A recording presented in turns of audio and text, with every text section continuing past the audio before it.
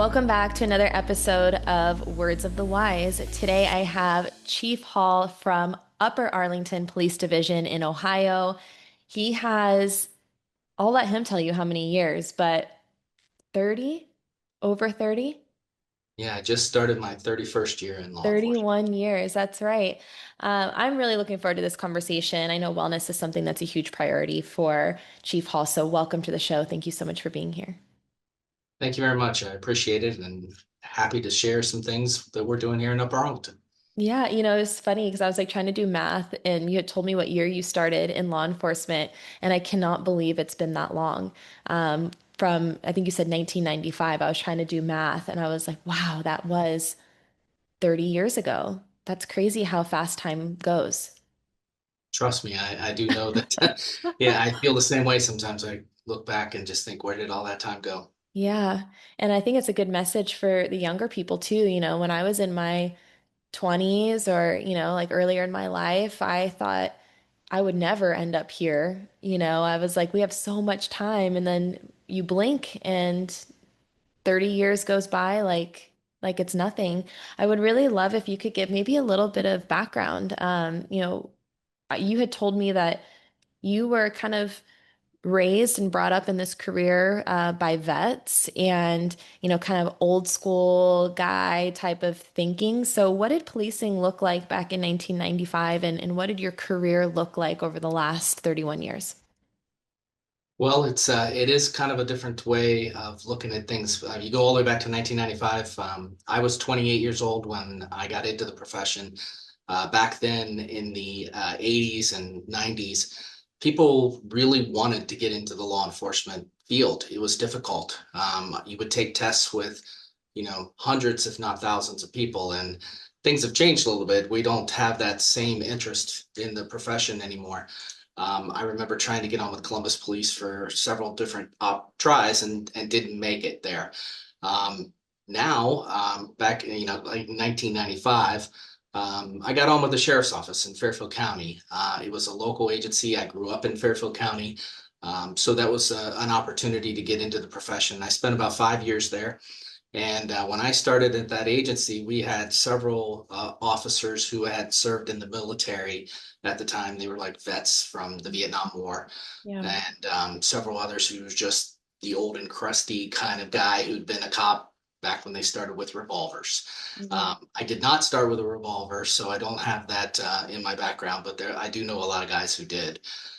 So that's kind of how those individuals kind of shaped the early years of my career. You got in the car and you just listened to them. You didn't offer your opinion, and you just kind of learned from experience. We would go to calls, and they would tell you what to do. So and policing was different. I mean, people back then, I guess, had a different respect for the law in a way. That when an officer showed up, we didn't have cameras. We didn't wear body cameras. Um, we had, just your basic equipment, and we went from call to call in the country. A lot of times you were the only person there, and you were the authority on scene. So that was the biggest thing I think is coming from the civilian life and going into being a police officer. You showed up on an accident scene or you showed up in someone's domestic and you're young and you're showing up to talk to somebody about marriage counseling or the death of a loved one or something along those lines. You kind of just had to know what you were doing. So that's kind of why the veterans were very particular about how they trained you back then. Today, in today's world, it's changed completely. It's a whole different game. Can you dive into that a little bit? How Yeah, is so how is it today? Because I've heard from a lot of leadership kind of mixed reviews, but I've heard a lot of people saying that in some ways it's harder today to be in law enforcement. What are your views on that and insights on how law enforcement is today in comparison? today, I think there's a lot of right from the beginning. First of all, it is like I said, it's a whole different game trying to get those people that are interested in the profession. Yeah. We do a lot of recruiting with all areas now to try and get that interest because you don't have the five, six, 700 people showing up for your tests. You're looking at 20 to 30 candidates, and generally, we're sharing those with other agencies in the community who are trying to find officers as well. Yeah. So The people that are interested in the job are great because you know that they really want the job. There's just not as many of them. So when you get a person and you're trying to train them how to do the job, there's a lot of different areas that they have to deal with now. Like I said, we did not have body cameras. We did not have cruiser cameras. There were no cell phone cameras. All of those things, what we do now in law enforcement is on display and can be on the World Wide Web in an instance. I mean, this is an example. We didn't have podcasts. Yeah. We didn't, if you were going to be on TV, it was because the news was there. They were interviewing you, or you happened to be at a crime scene and you were on camera. So now you have to teach officers and even civilian staff, you have to talk with them about, you know, what to do when you're on camera, the things that are appropriate. Make sure that you're paying attention to the facts that you're giving because those things can be brought up later on. So you want to make sure you're following everything that you should be doing and also remembering that there's somebody out there watching you. So that makes their job a little bit harder. Yeah. But if you're doing the right things at all times, then it shouldn't be difficult for the officers to do it. It's just a lot of pressure. I Yeah. think that those guys have a lot more stress than we did as young officers. Well, I would imagine. I mean, I couldn't imagine someone recording me everywhere I went, and every word that I said is forever. And I know, in speaking to other chiefs that impacts wellness, having that stress of feeling like you're walking on eggshells and you have to be perfect all the time. And of course, like you want to do the best job always, regardless if you're being recorded or not. But I can imagine that does give an immense amount of pressure. And you had talked earlier about the community and how, previously maybe there was a different community opinion on law enforcement. And you, as an agency, you guys have done a lot of work in community policing and really trying to have that partnership within your community. How do you think that has helped with wellness and maybe taking off some of the stress that you go through on a day-to-day basis? Well, the great thing about Upper Arlington, obviously, it's a great community.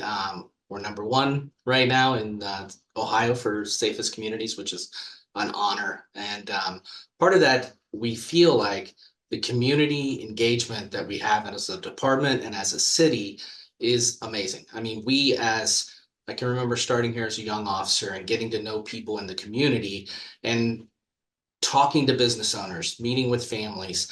It's great to see an officer get out and play basketball with someone or throw the ball with kids, but we make a specific effort through, we're lucky to have a school resource officer program and DARE program in our community that's extremely popular. We just recently added a school resource officer to a private school. So those officers themselves are out there all the time in the community. We go to events and we do all the things that other agencies do. But what we're lucky is the community itself reaches out to us. We don't have to be the ones reaching out all the time. It's kind of like a big family here in Upper Arlington. The city itself is a family. The police department is a part of that family. And overall, we kind of like all fit into that cousins and aunts and uncles kind of feel. And that's what we like here. The officers, have officers that go to events on their own sometimes. We have a community center that just opened, which is great for not only the community, but it's great for the staff, not just the police staff, but we have the ability to go and can play basketball with kids, or they can play in a group league volleyball, or in my case, you can do some physical fitness to get back in shape after a surgery. So it's just a great place to be. It's got a partnership with OSU, so Yeah. very lucky. Do you think that, and this may be going to be a two-part question, but do you think that having that relationship with the community helps with retaining your existing staff, but also maybe gives you a little bit of an edge when it comes to hiring? Because that was the other thing that you said earlier. You guys are all kind of competing for the same pool of candidates. And so I would imagine that any kind of edge over the quote unquote competition that you could have is good, and if you can sit here and say, hey, like we have a really good community, we're one of the safest, in our state, we're number one, we are the safest in the state, we have a really good relationship with our community, it's a great place to be. Do you think that that helps with recruitment and retention? Without a doubt, I think that helps. Recruiting specifically, retention, absolutely. Mm. I did our backgrounds in recruitment as a detective sergeant for 5 years. And one of the conversations I would have with every candidate would be, there are a lot of great police agencies in the central Ohio area, and you have to find the one that's the best fit for you. Yeah. For us here in Upper Arlington, we feel like once you come to our department, once you become part of our family, you're not going to want to leave. And we have much the same things that they have in other communities. That's the thing about law enforcement. We all kind of have the law enforcement specialty positions, or the if you want to be a detective, we all have those things. It's the individuals that work here is what keeps you here. Yeah. Whether they're in the community, whether they're part of the city, or whether they're part of the department. And it does give you an advantage because they'll come here, they'll do a ride along, or they'll talk with other officers. And I think that's one of the things that comes out pretty immediately. Those officers that are talking with those candidates are telling them the same things that I, as the chief, are telling them, or a supervisor is telling them. They're getting the same message. And that's the way we want it to be. Yeah. And I see that as wellness. Like in my mind, I'm thinking, okay, if you have an environment where people want to be there, it's a healthy culture, it's a healthy community. Like you guys are working together as a team to support each other, and people don't want to leave. That's wellness. That's creating a culture of wellness. And in if this is my opinion, and you can challenge me on this if you'd like, but I really do think that wellness equals safety. The more you can make better decisions, if you're less stressed, if you're getting more sleep, if you are really prioritizing your physical wellness, then you're going to make better, more effective decisions. You're going to show up and do a better job. You're going to be less likely to be injured. But I also think that wellness is associated with retention, and the more you like where you are and you like your environment. And of course, all the things I said before, if you're sleeping better, if you're less stressed, if you're focusing on your physical and mental health at the same time, then you're going to show up, want to do a better job, and you're going to want to stay there because you have a better mental attitude to stay there. And I know that maybe all of these things that we talked about, like really trying to focus on wellness and, putting the efforts within the community are maybe newer, maybe not for you guys. Maybe community has been kind of there for a while, but I know wellness especially is kind of a newer focus versus when you first started in law enforcement, where maybe that wasn't a focus at all. And one of the statements that you told me when we talked offline that I thought was really powerful, and this was, in the context of law enforcement as a whole, you said that you're taking yourselves out. And I was hoping that maybe you can talk a little bit about how you've seen wellness evolve over the last 30 years. Yeah, so that statement that I made is very true. It's something that when I started my career would not have been true at all. We didn't have wellness type programs Right. in 1995. If we did, we didn't discuss them. You had a bad day at work, you would go meet a couple of friends after work, and you would discuss it at an establishment somewhere else. That's kind of what you did. You didn't talk about it at work. It just wasn't something that we did. Over the years, that's been, and I'm very happy for it. That's not the case anymore.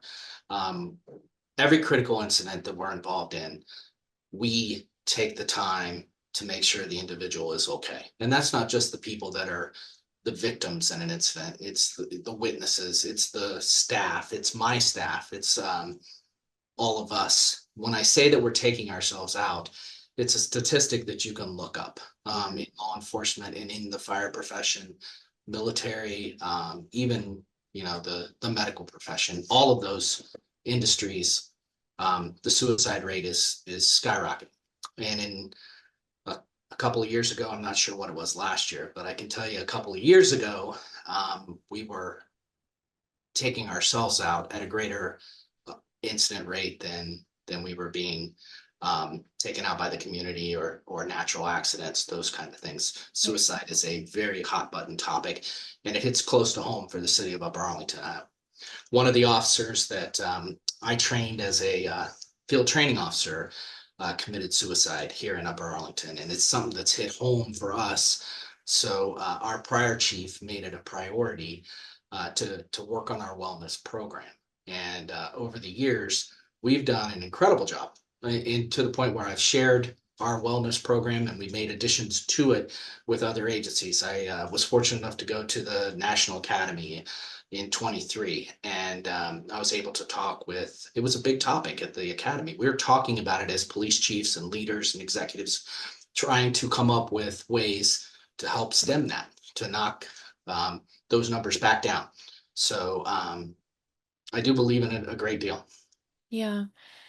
Can you talk a little bit about what you have done organizationally and maybe the successes you've had, but also maybe some things that have been challenging along the way? Because I think that we can learn from both. And I talk to a lot of organizations that are still maybe in infancy stages and trying to figure out like, what do we do? You know, how do we prioritize wellness, especially within the constraints of funding, you know, and how do we create a culture where people actually want to utilize these things? Because when we talked, you have a really good engagement with your wellness programming. And, you know, there's that old adage of like, you can lead a horse to water, but you can't make them drink. But for you guys, like, you have people who are actively engaging and participating in this wellness program. And so maybe you could give a little bit of insight into some of the things that you've done and how you've created that environment where people prioritize it for themselves.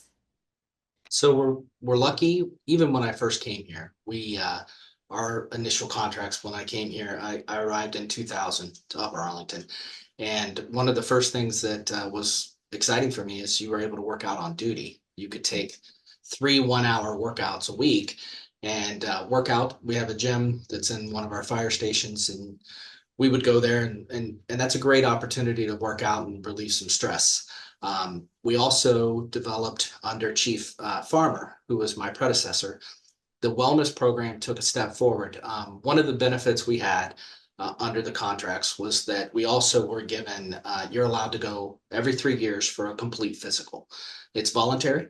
The city doesn't force you to go, but that was a great benefit as well because it helps the officer and the individual with any issues. We have a great EAP program through the city. All of those things are great, but the incident with an officer who did take his life made us look at that wellness program and see how we can make it better.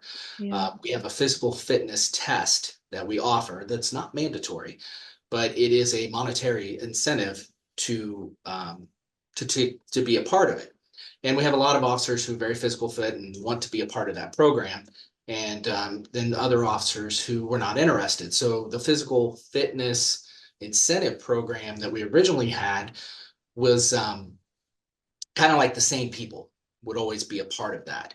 And then we got to thinking that maybe we needed to start looking at the mind, Mm. the emotional side of it. So Chief Farmer proposed with the union that we start looking at a program where you would visit with either a psychologist or a psychiatrist, someone to just sit down with. And we didn't make it a requirement. You could go there and you could just talk about baseball if you wanted to. We don't get a report on what you talk about. We don't do anything. And initially, we made it voluntary.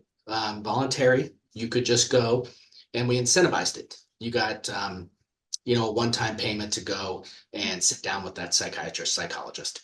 And we were surprised at how many people actually took advantage of it and did it. So we proposed to the union that we combine the two programs with a larger monetary incentive. And the program has just kicked off. In order to get the physical fitness piece of it, you have to participate in the mental part of it, the psychological aspect of it, of talking to someone. And the program is it's just kind of taken off to where we have more than three-quarters of the staff have participated. They do get the monetary incentive, but we don't make it a requirement. So that's been well received, and it's been the information has been passed on to other agencies in the Central Ohio area and throughout the country. So it's a very popular program. It's really interesting. I don't know if I've ever heard anyone say that they have monetary incentives for going and speaking to somebody. I've heard, of course, mandating it where it's like everyone does this once a year. And I know agencies have had some success with that, of like making it normal and, everyone does it. But it's an interesting concept to say, hey, like, you still don't have to talk to them if you don't want to, but we are going to incentivize you to do this. And you get a little like sweet, you know, little, I don't know how much it is, but, a little monetary like bump at the end if you do that. And I could see how people would be like, oh, okay, like maybe like walk in and be like, I'm just here for the $100 or $50 or whatever it is, like I'm just here for that. But then once you're in that room, like I'm sure that there are some people who sit there with their arms crossed and still don't do it, but I would guess that the vast majority at some point would talk about something like once you're in the room, and I think that that initial first step with anything is the hardest. And if you can just get that initial first step, if you can just get people in the room, then the rest of it works out. And that's always been kind of my experience. It's like, how can we just get people to take that initial first step to prioritize themselves and to take advantage of these things? And then once they feel better, because it feels good to do some of this stuff, right? Like if you are like just for like an hour able to just get stuff off your chest and then you walk out and you're like, wow, I just feel lighter. Like that felt good just to talk to someone in confidence about some of the stuff that's been like in my head for the last however many years, then the likelihood of them going back and doing that again is so much higher, especially if they have a good first impression. And I know that with the psychological visits, you guys are vetting these people out. Like you're making sure that these are people who are like quote unquote approved by the agency, correct? Yeah, that's one of the biggest keys is getting the support of the city, and we have the support of our city management, our city council, the community. Like I said, we have great Yeah. support. This program, not only that, we're a union agency, so we're part of Lodge Number Nine, which is here in Central Ohio, Franklin County, and we have their support. The union backed the program, the city backed the program. I participate in the program myself. As an older officer, I was surprised. I'll be real honest that the program took off as quickly as it did, Yeah. and I've taken advantage of it. I've had my own issues that I've had to talk about with an individual, and it's great to talk to somebody that doesn't know you, that's Mhm. someone who's just completely neutral and is there just to hear what you have to say, especially about tough subjects. I mean, some of the things that you see or be a part of in law enforcement, it's not something that the average person's going to see. It could be traumatic. It can be just something that might affect you, or it could affect a lot of people. Yeah. So it's a great, great opportunity. Can I ask you on a personal level, like, why is wellness so important to you? Was there anything like throughout your career, your life that made this a passion of yours? So, you have a 30-year career in law enforcement or public safety. You're going to see things throughout your career that are going to be difficult. Things that the average person, like I said, doesn't see. Personally, over the years, law enforcement wears on your body. There's it's just a profession. You're carrying around 35 extra pounds mainly Mhm. between a vest and a gun belt and boots, and you're walking and standing a lot. And personally, for me, physically, the wear and tear was there. The last 5 years of my career have been battling knee issues. I needed to get new knees, as they say. Several years ago, I wasn't able to because of other issues. I had a daughter who was came down with leukemia, and she was very ill for a couple of years. She had a valiant battle with leukemia, and she she lost that battle and went home um, to be with God last year, and it was very difficult. I mean, you have faith. I'm a very faithful man, and I know where she's at. But those are subjects that you don't talk about. I mean, I'm a very open man, and I do talk about it with people, but not everybody does. And I know that wellness for me is understanding, that somebody could be dealing with something that they're not willing to talk about with just an average person on the street or a coworker. So that's why it's important to give my officers an opportunity to have an outlet, to have a resource that they can do. I understand what it's like to have something weigh on you, whether it be physical or mental. Yeah. And I say, mental health is what we're really talking about here. Um, we all have battles. I really appreciate you sharing that. And, I'm a firm believer that like we are given the opportunity to help others through our own experiences in life. And sometimes it's the hardest things that we go through that are our biggest opportunity to, be able to influence other people. And I I guess my question for you is, do you think that because of the things that you've gone through in your career, that it's and in your personal life, and I think that's an important thing to remember is that you guys are human, and you have things that go on in your personal lives, and it might not just be the stress of the job. It might not just be the things that you're seeing in throughout your 30-year career. It's also home life. It's your family. It's things that you're going through on a personal level that all you know, accumulate over time. And I do think, like you said, it's important to have the resources that you need to be able to offload both, not just career stress, but also life, and there is sometimes arguably more that goes on in your personal life, and depending, and obviously in your situation, that's also true. And do you think that it's important as a leader to be open and honest with your team and share the things that you've gone through so that they have the opportunity to learn from you and be able to take advantage of those resources? It's funny that you asked that question, and then because I will tell you that coming up through the ranks, you were actually, when I started it, we didn't just share because people didn't want to hear it. Yeah. And that's the way it used to be. And things have changed a lot. And I am a different kind of, I guess I'm a different kind of chief than a lot of people because I do believe in, some people are very private about their lives, and I respect that. And you can be private. But I think that leading by example is one of the ways that I connect with my staff. Um, my individuals that work with me are my friends. I came up through the ranks with most of these people. Now we've replaced a lot of my staff. I mean, we've 47 of my members of my team have less than 10 years with this agency, and that's a big deal because law enforcement does rotate at certain periods. And I'm kind of at that point where I'm rotating out and I want to leave the agency in a very good place.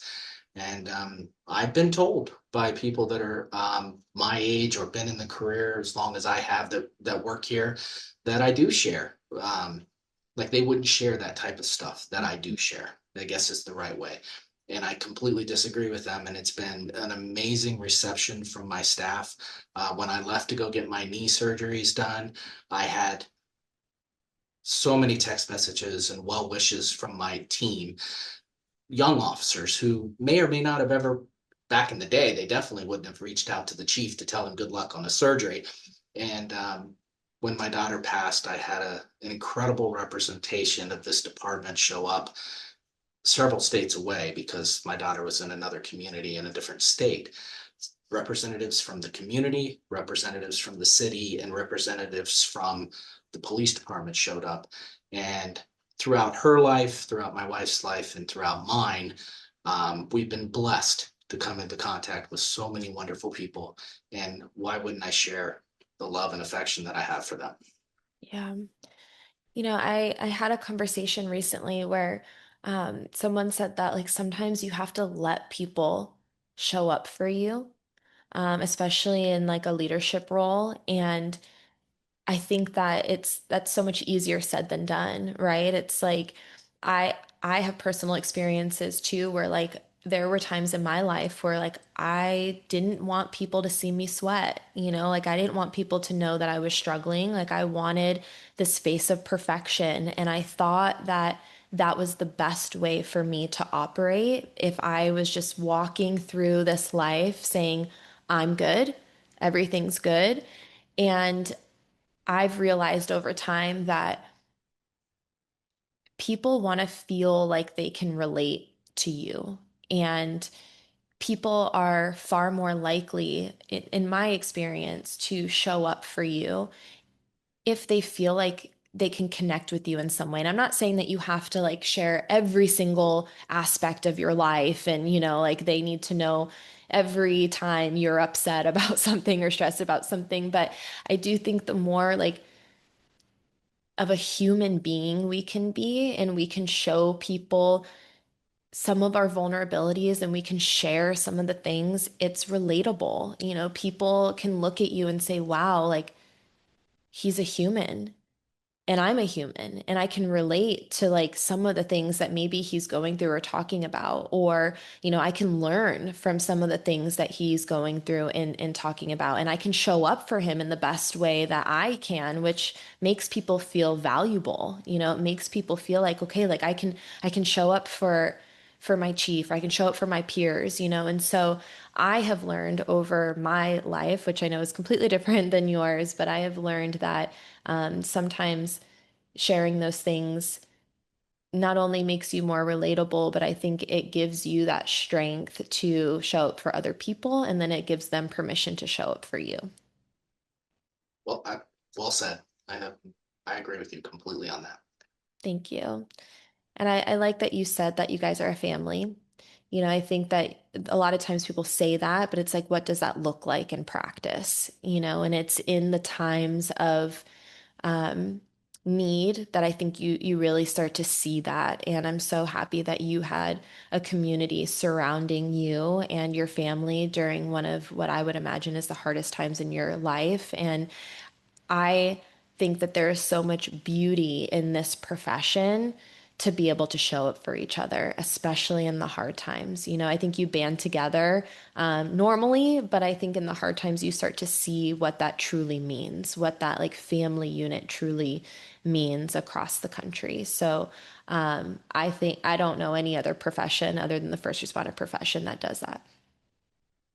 I would definitely agree with you. I think that when you have difficulty or when you have crisis in your life, the people that you see standing there, they don't have to say anything, and just being there, being present, Mhm. uh, is the true definition of what friendship is and what Yeah. connection is. So those people are the ones that truly care about you. Yeah, I heard a statement, and I'm sure you've heard this before too, but it like always sat with me. It's like sometimes you just need someone to sit in the mud with you, and it's not necessarily that you need them to do anything. It's like just sit there shoulder to shoulder with me in the mud, like Yes. in in the thick of everything. And I really liked that because I think that that like really encompasses sometimes what we need. Like we don't often need like advice, or it's just we just need to know people are in our corner and that they're able to sit with us during those hard times. So I want to maybe talk a little bit about what's next. So, the one thing that's really exciting for me, and we talked about kind of the progression of wellness throughout the last 30 years and what you've seen throughout your career. And I know you guys are really focused on creating a culture of wellness, creating resources that your team can utilize on a consistent basis. You're building that community support so that when you do show up to work, it's a good environment to be in. What do you think is on the horizon? This is always excites me because I think this is where I start to hear kind of like the next evolution of wellness and kind of the out of box thinking. So, what do you think is kind of next up on the agenda for building out your wellness program even more? So for us here at Upper Arlington, we have two good things that have happened over the last year. Um, One of the things that have been promised throughout this last 25 years of my career is Upper Arlington was going to get a community center. It was going to be something that was going to be built, and it took forever. And we were very fortunate to have a city manager, a city council that supported the idea. The community supported it, and we now have this great, the Bob Crane Community Center. So it's an opportunity. It's dedicated to fitness, dedicated to that physical health.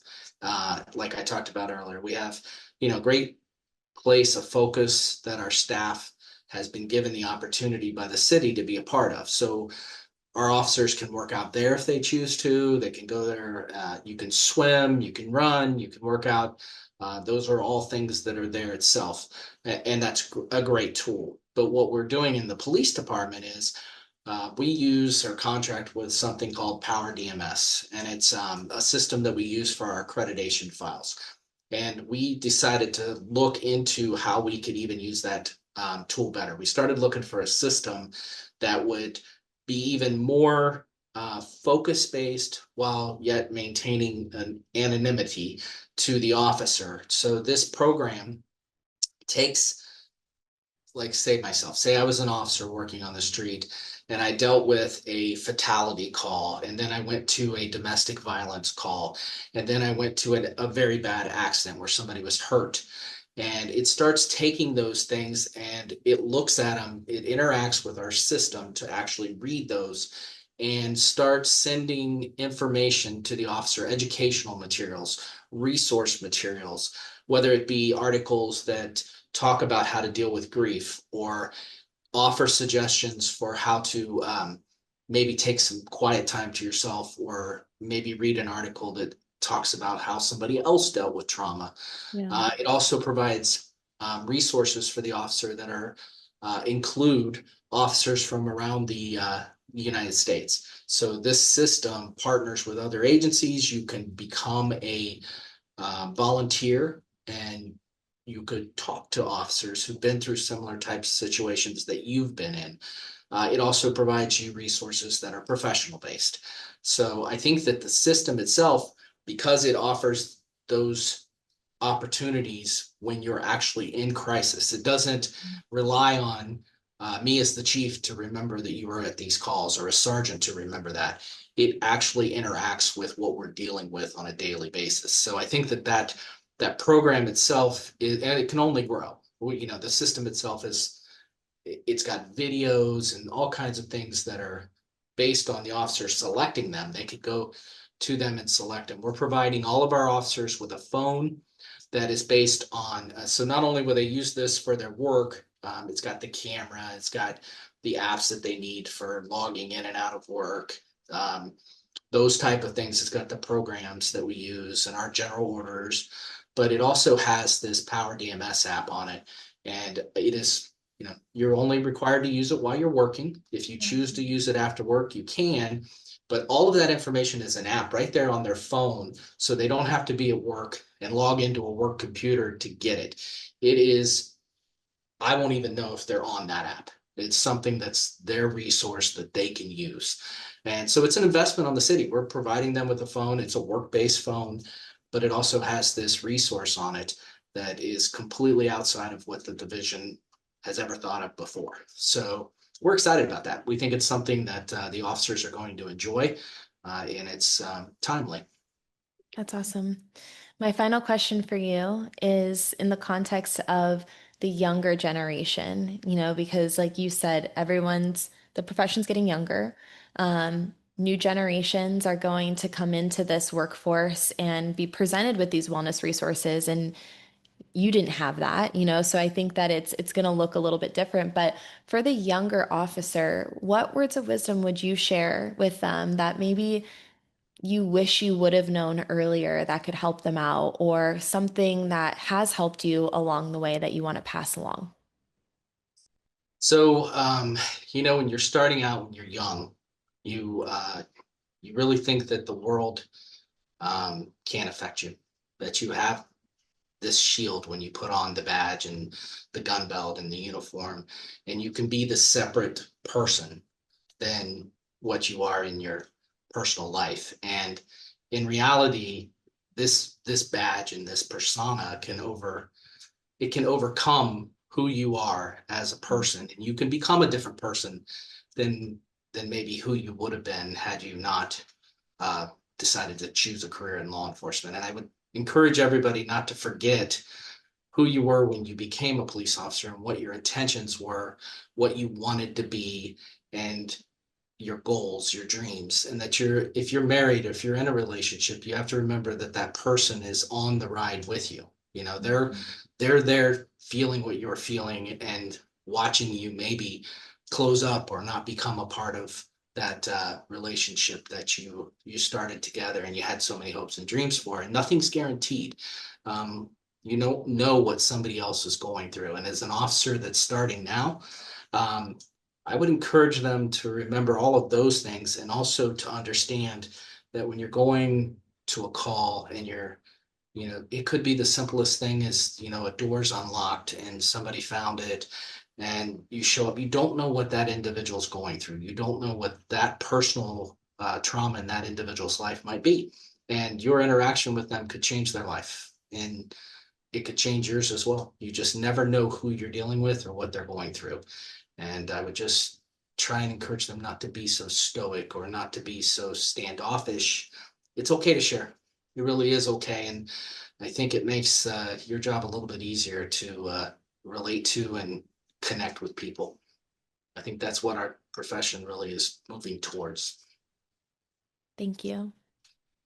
Thank you so much. I really appreciate you coming on here and sharing all the great efforts you're making within your community and your organization and sharing your insights and words of wisdom. I really appreciate your time. I appreciate that you're doing this, and I hope that we were able to help somebody. Absolutely. We'll talk, Thank you for having me. of course.